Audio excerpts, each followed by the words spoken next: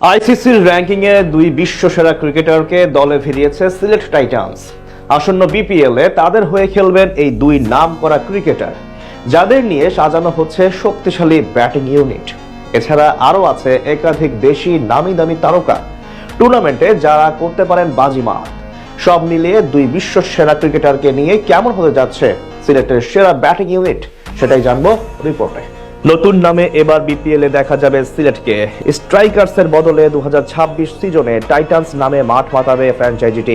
এরই মাঝে নিলাম থেকে বেশ কিছু জাতীয় দলের তারকা ক্রিকেটার যুক্ত করেছে তারা। তবে নিলামের বাইরে ডিরেক্ট সাইনিংয়েও বড় বাজিমাত করেছে সিলেট। একসাথে দুই বিশ্বসেরা ক্রিকেটার নিয়ে নিয়েছে সরাসরি চুক্তির মাধ্যমে, যারা আসন্ন টুর্নামেন্টে হতে পারেন বাজির ঘোড়া।